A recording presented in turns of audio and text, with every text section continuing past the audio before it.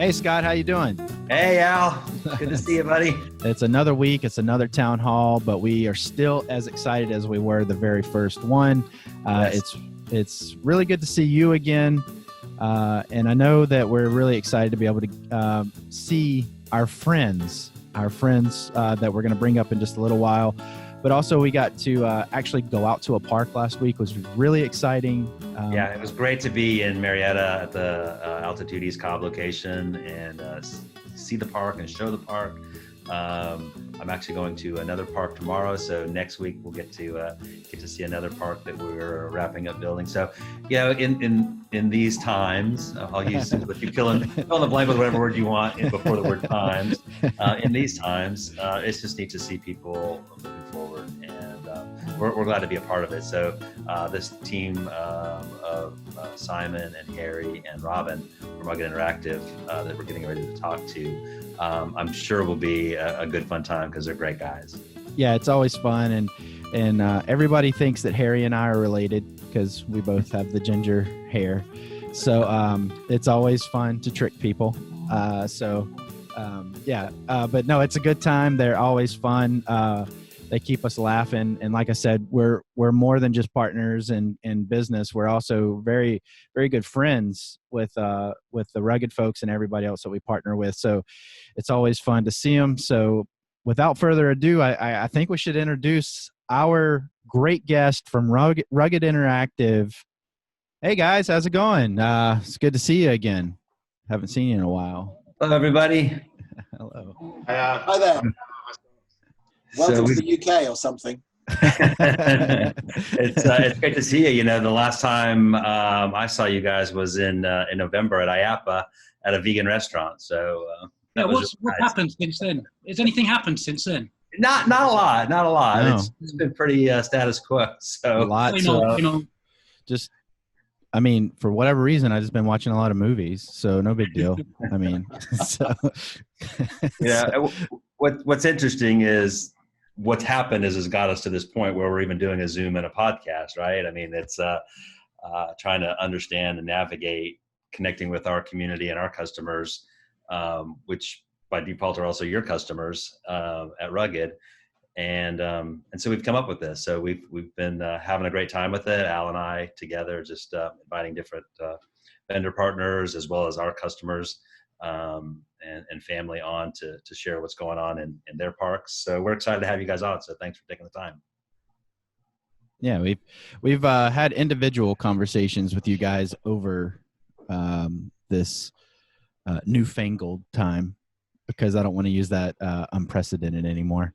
So I'm tired of using that. As a marketing person, you hear that word so much and you're like, I can't type it anymore, you know? So I remember on one of our calls, Robin and I and Lucy from your team, we all came up with, we just went through the thesaurus and came up with, all right, these are the new terms we're going to use. So it really helped out just to have a little levity in the meetings that we had. So it's good to see your faces. It's good to chat with you all.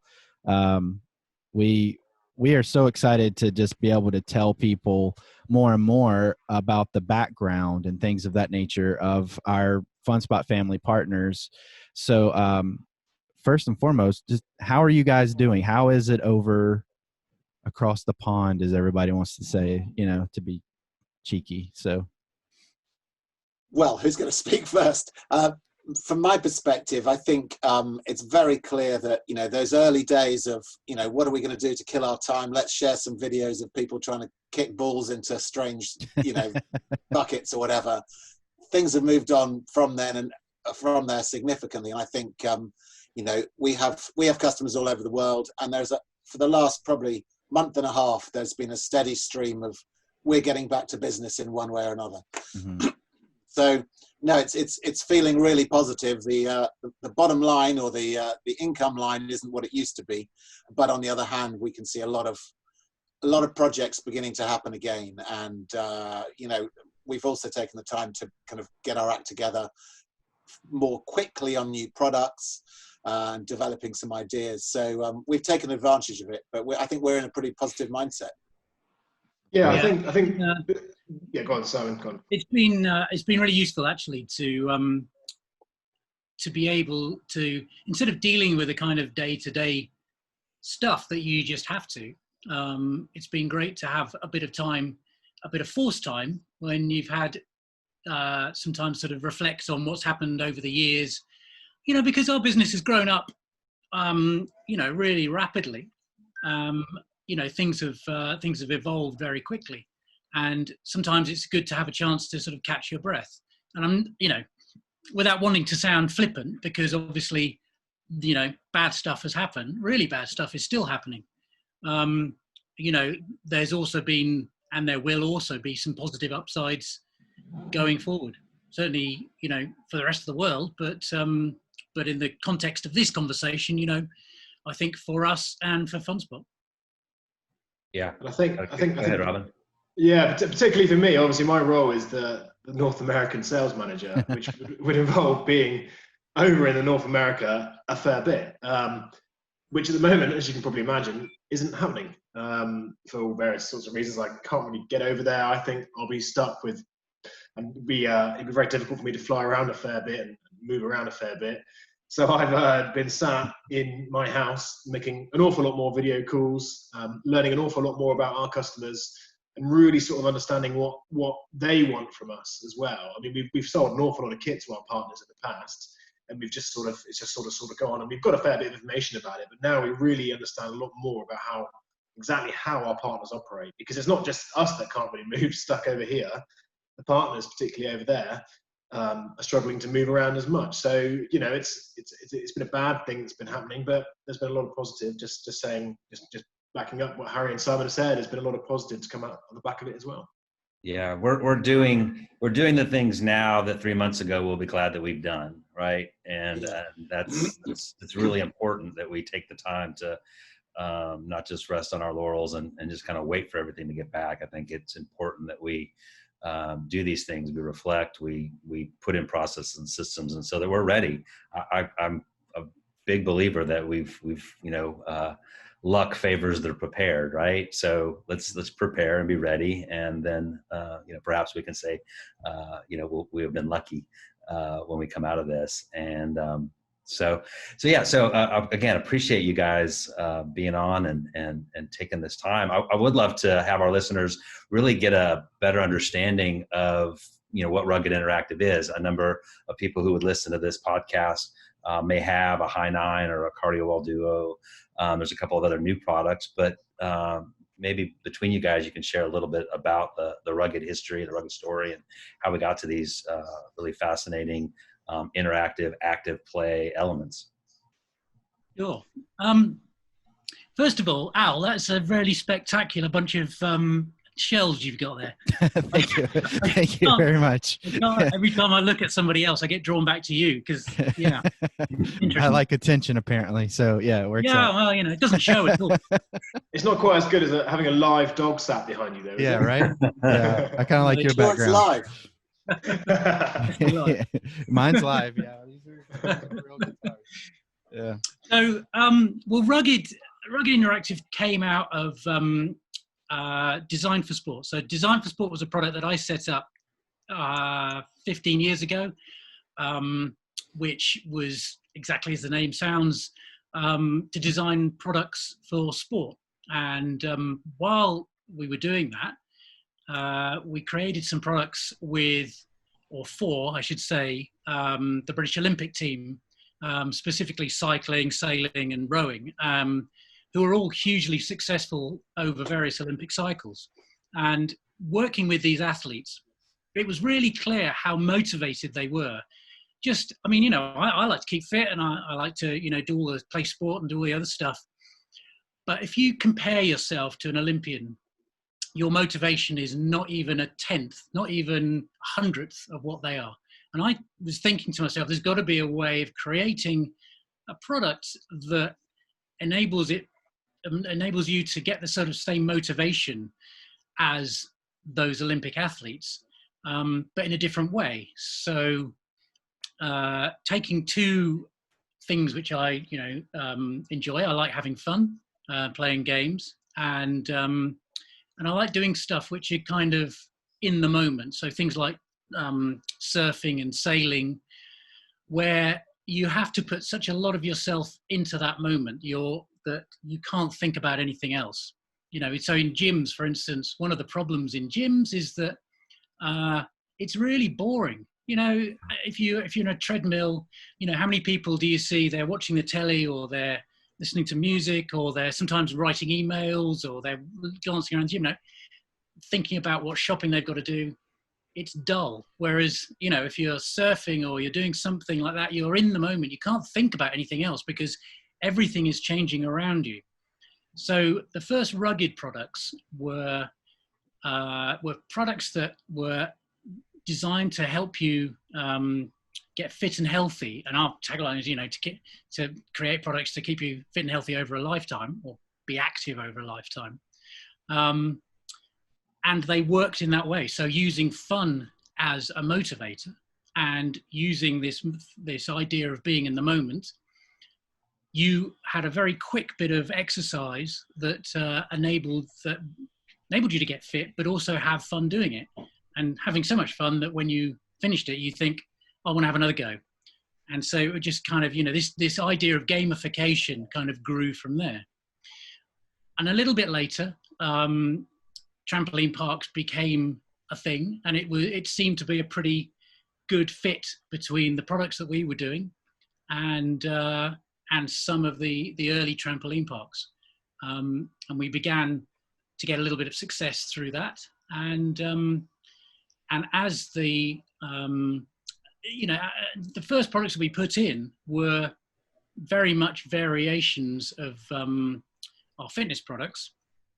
But very quickly, we realized that actually, if we just took some of the principles that we'd created about gamification and motivation and used those in trampoline parks, and accentuated the fun bit, then, we'd be possibly onto something and that customers would like it. So FreeStyle Duo, our first product, was, almost instantly really successful, certainly the UK and then around Europe and then finally in the US. And then iterations of that, the high 9. So, obviously FreeStyle Duos are very much a kind of, you bounce at the same level, the same intensity, but you go left and right. Whereas high 9s are very much, they're a height challenge, but using the same idea of hitting pods. And then Sky Pods, which are, broadening it out. But always taking that view that we want to make it better. This is not about just creating products which are kind of Me Too's, or they're not there because they're easy for us to make, or we can make them. They're there because we want to make them better. Our climbing products, we think are class leading, because instead of just saying, well, everybody uses normal climbing grips, actually climbing grips are really painful. If you're wearing trampoline socks, they're really painful for kids. And it stops them, even, it doesn't matter how engaging the game or the graphics are or whatever, they won't play on it for as long as they should do or they want to, because actually their hands are hurting and their feet are hurting. So our climbing all, the TrailBlazer, uses specially designed unique grips which make it easier for kids to play for a long time without being in pain. So it's we always start from first principles and try to make a better product. That's a long-winded way of really great. It's great. Yeah, good to get a little history, and obviously we're in the trampoline adventure park industry, but your products are also installed in hospitals and physical therapy, and have cognitive development and memory type benefits. I've read about. Yeah, and schools and elite sports. We go. In fact, look out for one of our products on a new Netflix thing in the States, which I forget the name of. What's it called? The Crew. The Crew, that's it. Who's it? I can't remember who it's starring as well. Anybody remember? It'll come to me in a minute. At some point, it'll come to me. He's quite famous, apparently. Moorcock. Guy from Moorcock. What's his name? Oh, are you talking about Kevin James? Yes, Kevin James. Yeah. So I was. Go on. No, I was going to say, I was just up in New York back in January, setting that up for one of the sets, where basically the Netflix crew had seen, they'd seen our product being used by Formula One drivers over in Europe, and they thought, right, this would be a really good product to sort of script into one of our storylines for this new TV series. And the recent feedback from them, although filming unfortunately has been paused due to everything that's going on, they really like it, and it's sounding like they may want to keep it for a bit longer than we originally thought. So, but yeah, in terms of everything we're in, we're getting into sort of retirement community villages all over the world, gyms, schools, there's trampoline parks, all sorts of FECs, sort of ninja parks, gymnastic setups, sports complexes. What we're finding is that the harder when you start looking closely at a particular area where there's physical activity, it can often be improved and motivated with a bit of gamification. And that's what we've become really, really good at. So we make things more fun and more and it motivates people to enjoy using it, whether it means working harder or having more fun or wanting to come back again. So yeah, as you say, hospitals and so on, and it's not just confined to play, Yeah, absolutely. Well, as we've kind of gone through the last several months and really tried to understand what selling looks like in this environment, and what kind of free cash flow customers have or frankly don't have, we realized that there were customers that wanted to do some sort of upgrade. They had planned to do an upgrade, and were wanting to do, like we said, they wanted to prepare for the reopening, but they just didn't have the kind of money it would take to add in new trampolines and combine that with a rugged kit and anything like that. So actually, Robin and I have been we talk several times a week, just strategizing and planning. And I said, well, instead of doing a trampoline, what if we put an air track, which is a 6 or 8 inch airbag that you can still get some bounce on, so it still fits into our environment with trampolines, but doesn't require the additional expense of adding a trampoline. And so we put together 3 rugged interactive kits over an airbag. And so I thought maybe Robin could take some time and talk to us about those 3 things, or Harry or Simon either. Yeah, so the 3 products we basically released on there. I'll start from our sort of basic original product, was the FreeStyle Duo. I mean, it's often seen above trampolines. It's the interactive game, sort of 1v1 player, very addictive. When I go and visit parks, I tend to see that product literally being used non-stop for the whole hour or hour and a half session. It's just going round and round and round, just constantly playing it. So people constantly playing it, loving it. It's it's the first product most people put in the parks. Well, it was the original product, and generally that's everywhere in all the parks in the US that we've dealt with. So that's sort of adding, isn't it, that it's what works with the FreeStyle Duo is that anybody can use it. So it might be a 6 or 7 year old kid, or it might be an adult, or the kid playing with their dad or their mum or whatever. So everybody likes bouncing and whacking lights. It's so simple, and that's why I think it's just has such wide appeal. So nobody can make a mistake by putting one of those in, we think. Yeah, so that's sort of the first one. The second one is the TrailBlazer, which Simon was talking about briefly earlier on. That's the interactive climbing wall, which has been very popular over in Europe for quite a few years, and we've had quite a few over in the US as well, but we've seen a bit of a surge in people buying those recently, and they come in a sort of a range of different sizes, from sort of a 4 or 5 section wall that basically expands right the way up to an 8 section wall. So you're looking at up to nearly 30 feet. I'm trying to remember now. 30 feet, isn't it, in total for the biggest one? And it really does create a really nice feature, often at the back of a focal point in the trampoline park, because it's fully customizable, or any sort of FEC really. That's the other thing, we're getting it in lots of other sort of setups. So a lot of trampoline parks go to town, and we do all the custom designs. So you have all your logos. It's all color themed as well, and then it has constant flashing lights, which light up the interactive grips on the system. It's a brilliant product for birthday parties. You can get up to sort of 16 kids on it at a time.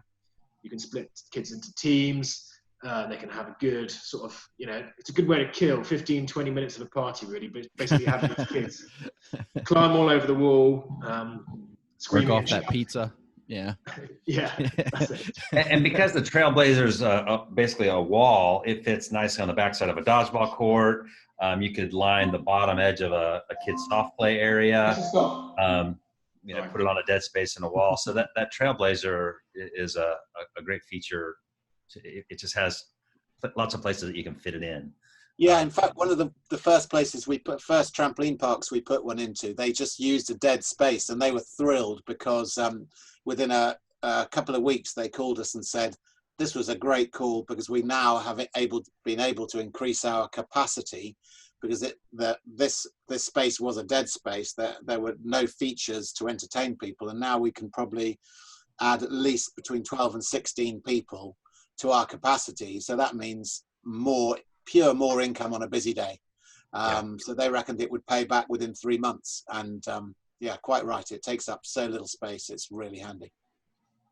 Yeah, and when we talk about kind of the return on investment of adding some of these products in, especially at the lower entry level that we're talking about with air tracks, it really is an increased capacity. So, I mean, you increase your capacity by 10, 12, 15 kids an hour.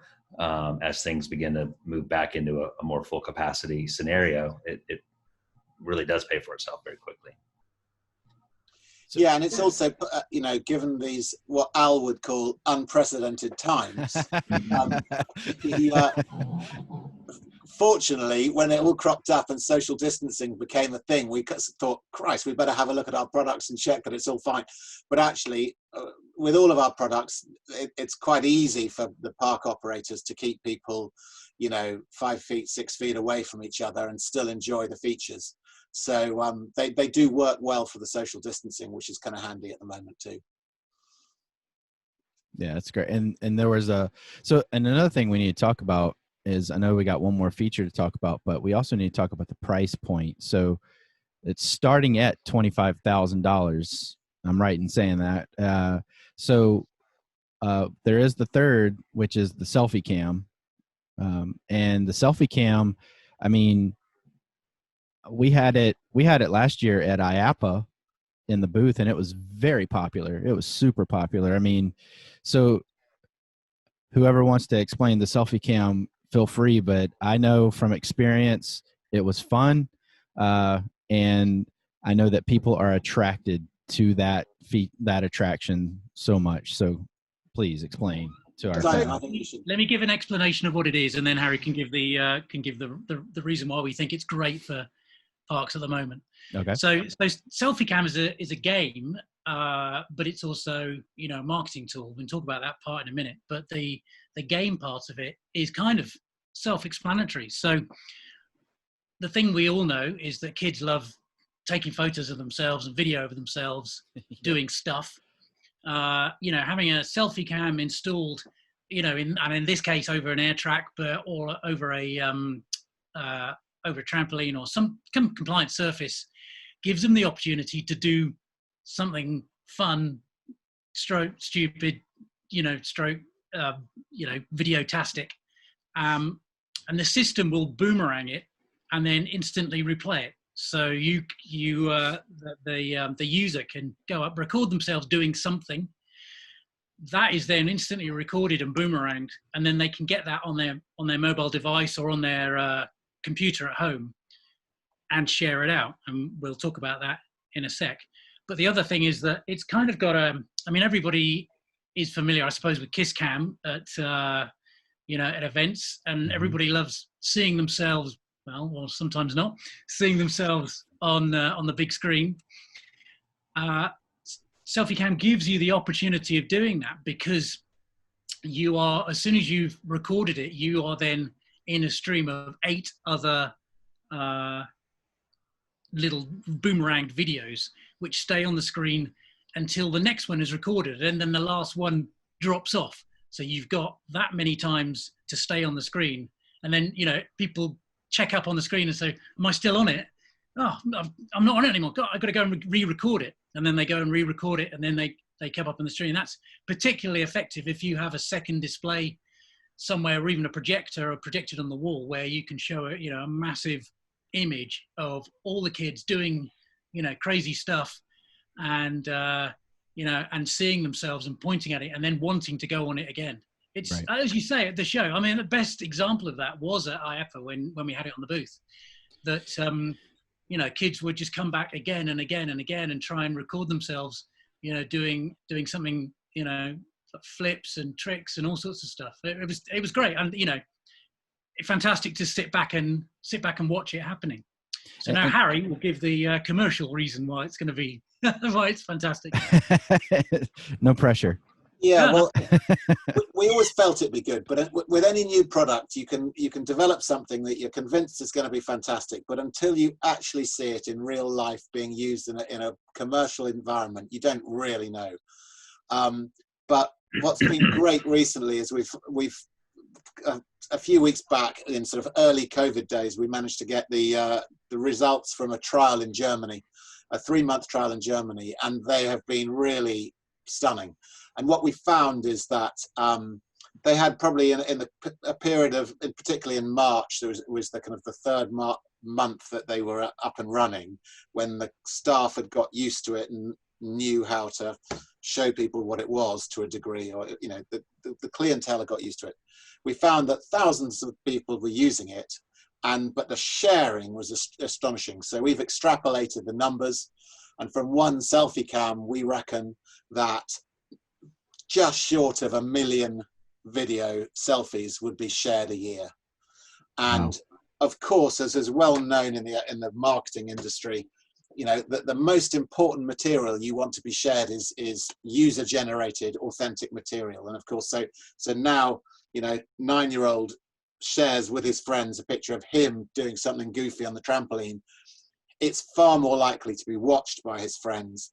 It might be reshared or commented on, and we're finding that this SelfieCam, as hoped, really does generate that kind of user engagement. So for any park putting in a SelfieCam, they are going to see a huge swathe of their customers sharing stuff, and new potential customers, friends of their customers, seeing it, and inevitably the result of that will be attracting new customers or past customers coming back to have a go on SelfieCam, or just because they'd forgotten about the trampoline park and think, oh, that would be a good idea, let's go back there. So the results are huge. I mean, you know, we did some extrapolations based on an average income of $15 per new entrant into a park.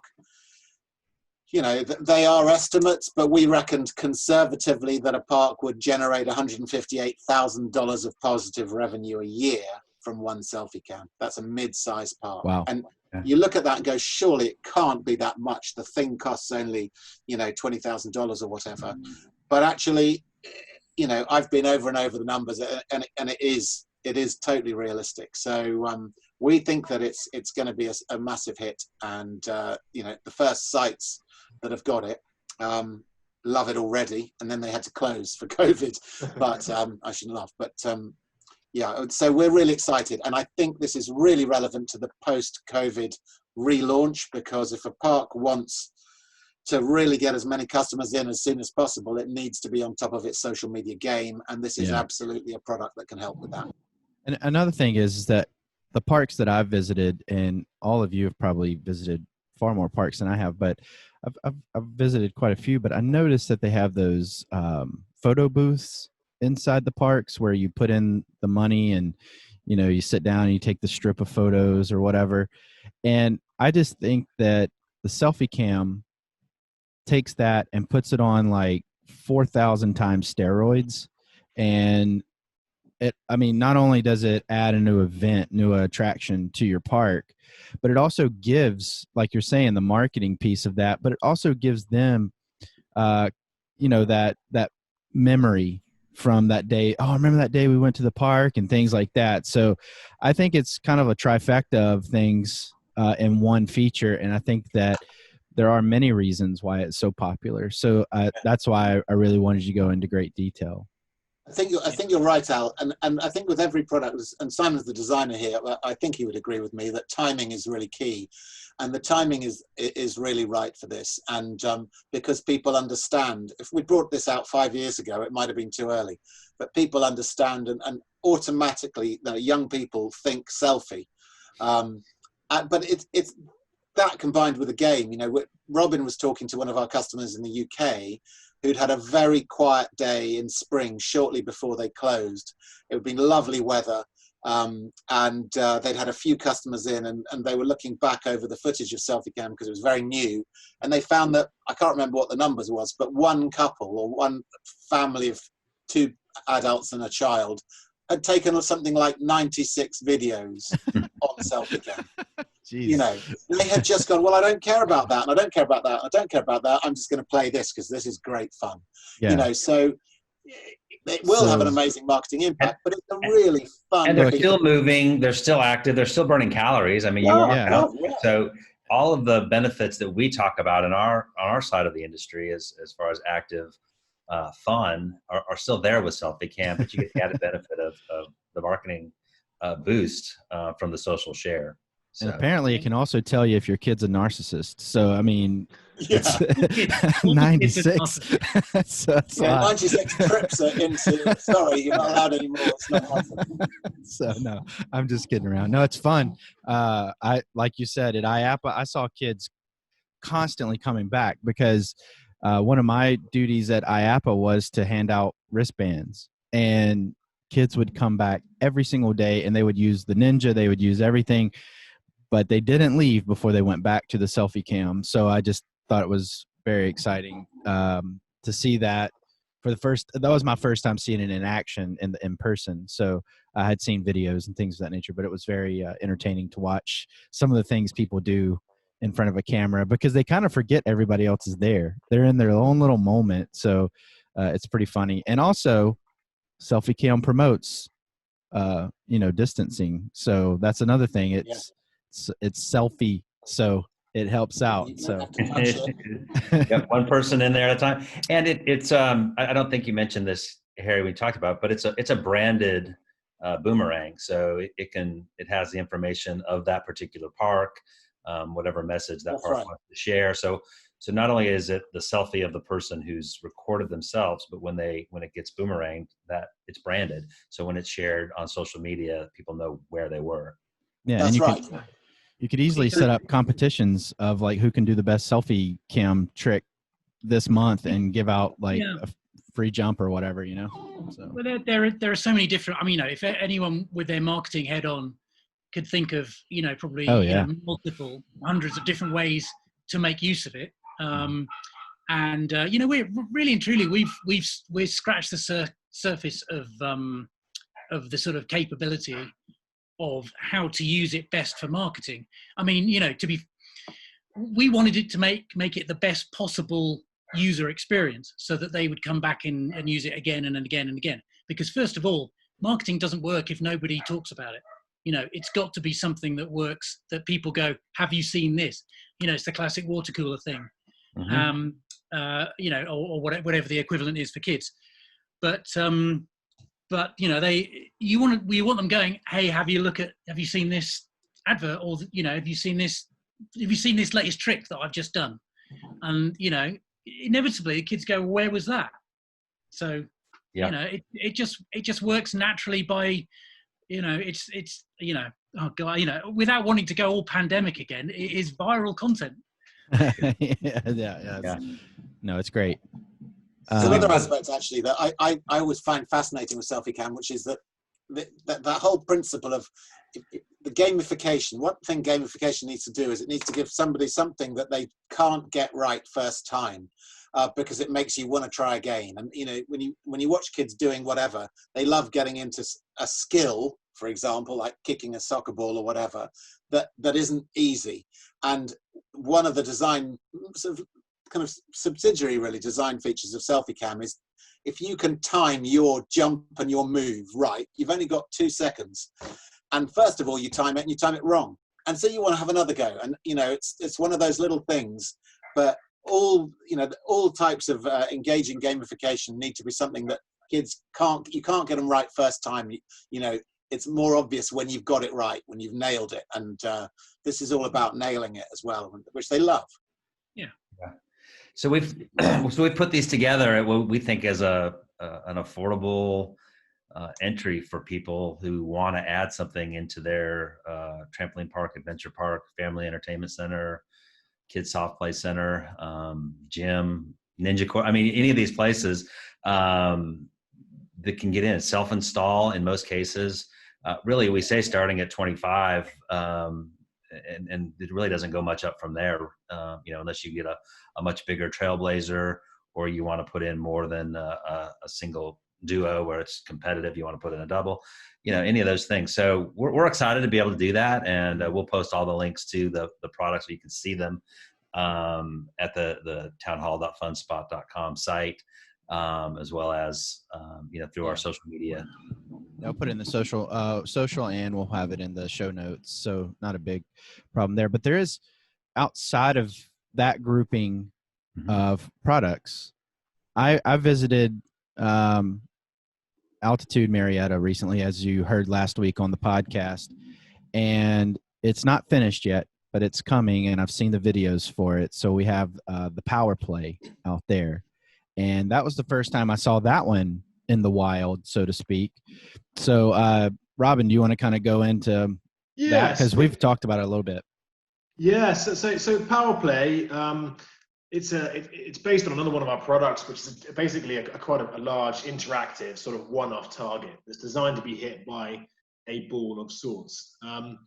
It started with, we had Dodge Attack, which is a big sport. Dodgeball obviously being a very big sport in the US. We fitted them to quite a few parks over there. They seem to be quite a bit more popular in Europe, because I think in Europe people prefer to throw the balls at targets, whereas in America they'd love just throwing the balls at each other's faces and sort of hurting themselves. We're a little more aggressive. Go ahead, a lot of anger management going on there. Hey, we're American. Yeah. So that product was then moved on a bit. It basically was embedded into effectively a sports arena. It can be with or without an air track. And we actually created it along for a sort of more of a soccer themed game. But those targets can be used for anything, sort of volleyball, just some sort of throwing setup where you have the target set up. And obviously the rugged kit, obviously our name's Rugged Interactive. We build these bits of kit to last. So, they can take a good beating. And our kit, we wanted to design and create something that was a little bit different to what other companies are sort of doing out there. A lot of people are going down sort of the VR, sort of virtual reality routes. And we sort of wanted to, not that we take it back to the old school, but we like to create a game where it's more of a touch and a feel sort of feeling, With our sports, it's not something you can just do at home, or similarly, you can do something a bit like it at home. We wanted to create something sort of physical that was mounted on a wall, and you physically had to hit it with a ball or with your hand, or climb on it and touch a button. But the PowrPlay, it's soccer. And I know when I was originally going around, particularly the East Coast of the States, everyone was telling me that soccer will never pick up over here. But I think we'll find it's going to be very popular, particularly on the West Coast. I mean, you guys are, your female team, you're soccer world champions. So I think, you never know, we might see girls favor the product more than the guys. Just to wait and see, I suppose. But it does create a very nice little game where you can play little games. You can play by yourself. You can play with, a friend or, parents, or you can create little teams. The people that run the park can effectively set up tournaments. And we've actually seen in a few other parks in Europe, people running PowrPlay tournaments where you create a little team, you go in there, each game is set up, and there's two different modes. There's a sort of conventional mode and a turbo mode, where sort of every minute the targets start flashing, and if you hit them during that period, you get a lot more points, and it's quite loud, and it's flashy lights, and it's sort of the adrenaline is really sort of going when you're running around this arena. But yeah, so that's starting off, and we're just starting to get them rolling over in the US, and I think that'll become a very popular product as well, which has once again got a good amount of capacity in terms of the people who can play on it. Good durable product that's just designed to just sit there and sort of run itself. And just add another key feature, which helps, makes people want to come back to the park, really. So yeah, PowrPlay. Yeah. What was that, Harry? I was just saying, I think variety is always going to help. Different customers into the park want to do different things, but going beyond kind of the original, very, now old-fashioned just bouncing, and giving them something to kick a ball at, to climb on, to, it's all variety, and variety is good. It'll attract more people, and certainly PowrPlay is easy to play for little kids, and older kids enjoy it too. Yeah, I agree. And I don't think you're going to have any issue. I know it drives you guys crazy for us to call it soccer, but we have a pretty popular soccer team here in Atlanta, the United, and if I'm not mistaken, I think they won a championship in their own right. And so, as a matter of fact, when I was at Marietta Altitude, the ownership team, they were talking about maybe even having that team come in and endorse it and things like that. So I don't think you're going to have any problem. I do think that kids do like variety. I do think people in general like variety. And the fact that you guys allow us so much variety along with everything that we have, and of course, all of our other, family of partners, I think that we are going to give everybody out there an option that is trying to reopen in these newfangled times. And I think that we definitely have something there for every single person in the rugged portfolio, so to speak. And if you're looking to upgrade, if you're looking to just kind of reinvigorate your park, whatever the case is, if you do have some empty space or whatever, the thing about all of these features and the others that we haven't spoken about is that we can look at your floor plan. We have a full team of engineers, we have a full team of designers and things of that nature, and we can go across the board and just figure out what's best for your park. We're not just going to shove something in there so that we get a paycheck. That's not what FunSpot's about. FunSpot, every single park that we put anything in becomes part of our family. So we're not going to run anybody over with just trying to get money. We want to make sure you're right, because even if you do put a SelfieCam in somebody's park, and let's say that it's not right for their particular park, which I think it's pretty right for a lot of parks, if not all, it's not going to generate, and everything we say becomes false to that particular park, So we want to make sure that we do the research that we do for every single project that we do. So I think that it's good for people to hear podcasts like this so they can get to know our partners even better, see behind the curtain, so to speak, because you don't get to really meet the people that actually make these products on a regular basis. So I know that we're limited on time and everything like that, but I wanted to say if there's anything else that you guys could say to kind of push the needle in your favor, or even FunSpot's favor, or whatever, what is that one thing? Like, what is something maybe that is coming up? What is something that you guys want the audience to know? Well, that would be telling, wouldn't it? Stay tuned.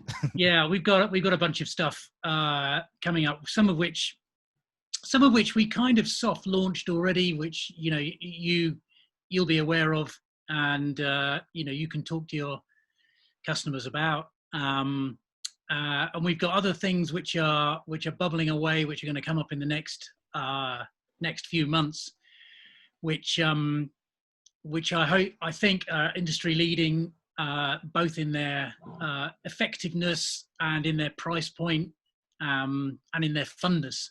I mean, I think one thing we ought to just emphasize is we're really big believers in KISS, keeping it simple, because if it takes anybody more than a couple of seconds to figure out what it is you're supposed to do, they're away looking at something else. So we're all about just people can walk up to it, they can work out what they're supposed to do in a few seconds, get on, and then start having fun really quickly.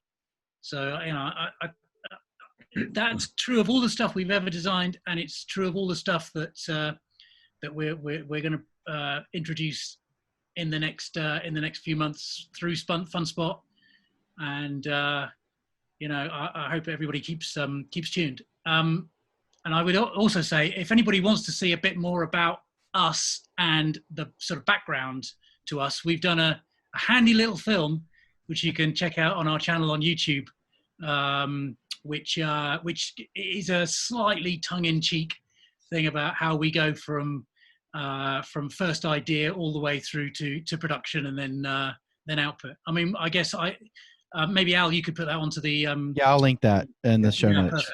That'd be great. I love the design idea of keeping it simple. You know, when you think about walking to a trampoline park, there is no thought about what you need to do.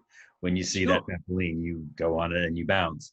And so same thing as you see a trampoline currently or an air track and you see buttons flashing, it's obvious that you're supposed to hit them when they flash. And I really love and appreciate that. I have seen kind of some prototypes of things you have coming down the pike, and I'm super excited to be able to in the future share some of those things, you know, with our park owners and potential park owners, and start to see those you know come to life. So it's yeah, we're super excited. I honestly think it's going to be you know, leaving aside all the stuff we can't do anything about, but the things we can do about, I think they're great. And you know, I'm really excited, and I think, you know, as a company, we're really excited about wanting to sort of let them out into the wild and see what people what people make of them. Well, as we kind of wrap up, I did want to give you guys props. I think you have a very clever marketing team. I've been just really appreciative of what they've been able to come up with over the past 3 or 4 months. I talk with Robin. I hear about the creative things you do on your weekly calls, the trivia days and the rewards. And you guys have created a culture that I think if more people knew about would be envious of, in your ability to pull together a team on a screen and keep moving them forward and putting out great products, putting out great content. I mean, your current tender ads are just super funny and very clever, and I hope they're getting some traction out in the marketplace on social media. So good job on those.